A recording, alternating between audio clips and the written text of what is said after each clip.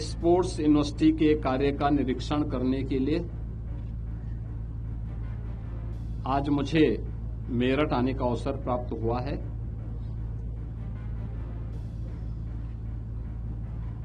पिछले 11 वर्ष के अंदर देश के अंदर एक नई खेल संस्कृति ने जन्म लिया है। अनेक प्रकार के इवेंट स्पोर्ट्स के क्षेत्र में हम सबको देखने को मिल रहे हैं। खेलो इंडिया खेलो, फिट इंडिया मूवमेंट, सांसद खेलकूद प्रतियोगिता ने जहां एक नई खेल संस्कृति को जन्म दिया है, वहीं आदरणीय प्रधानमंत्री जी की प्रेरणा से प्रदेश सरकार ने भी हर ग्राम पंचायत में खेल का मैदान हो, ब्लॉक स्तर पर मिनी स्टेडियम, जनपद स्तर पर एक स्टेडियम का निर्माण, विधायक खेलकूद प्रतियोगिता और ग्रामीण लीग की प्रतियोगिताओं के माध्यम से इस खेल संस्कृति को एक नई ऊंचाई प्रदान करने का प्रयास किया है।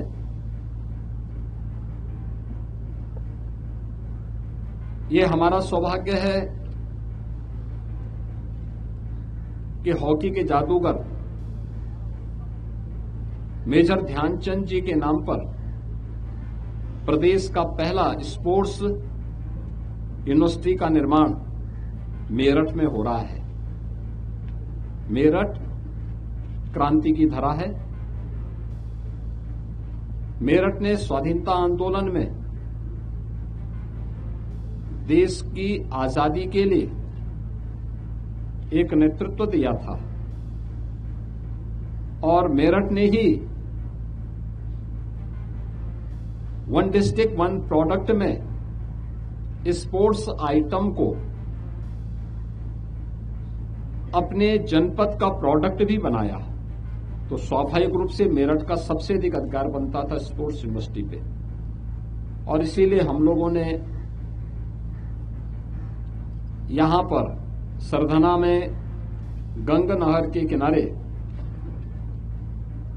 90 एकड़ क्षेत्रफल में, जिसमें अभी 10 एकड़ और हम देने जा रहे हैं, यानी 100 एकड़ क्षेत्रफल में प्रदेश के पहले स्पोर्ट्स यूनिवर्सिटी के कार्य का शुभारंभ किया।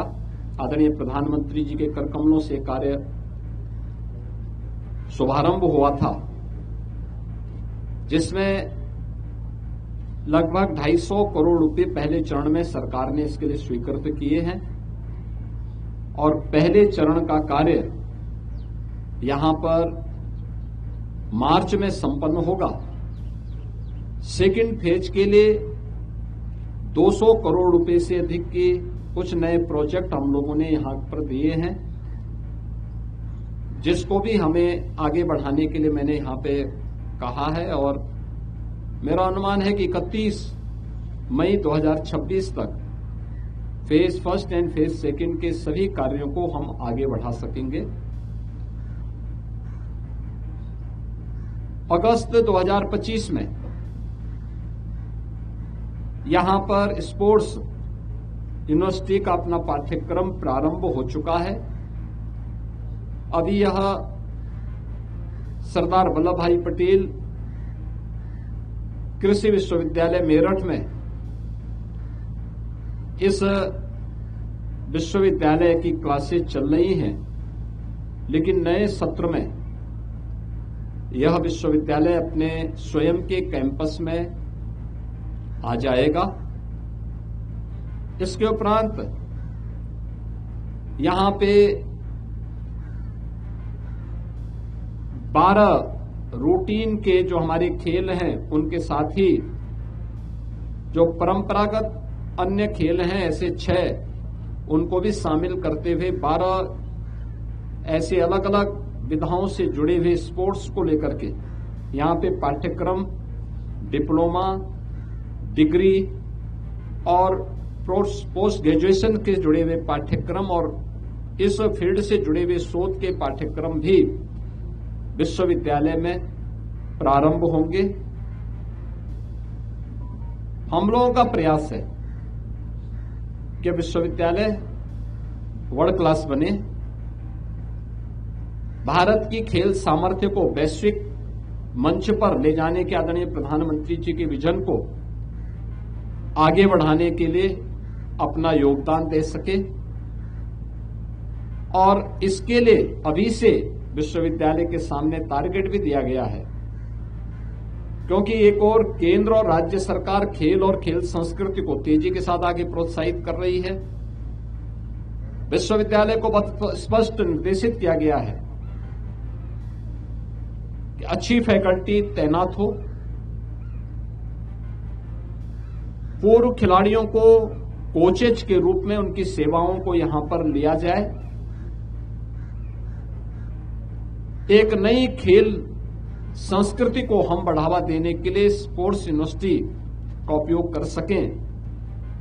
एक और इस दिशा में प्रयास प्रारंभ हुआ है। दूसरा, विश्वविद्यालय को केंद्र बना करके हर एक कमिश्नरी में एक एक स्पोर्ट्स कॉलेज भी बने, इस दिशा में भी यह प्रयास सरकार के स्तर पर आगे बढ़ चुका है। पश्चिमी उत्तर प्रदेश में खेल के प्रति यहां के बालक और बालिकाओं में बहुत अच्छी रुचि है। अनेक ओलंपियन हमारे पश्चिमी उत्तर प्रदेश से देश के लिए मेडल जीतते हैं।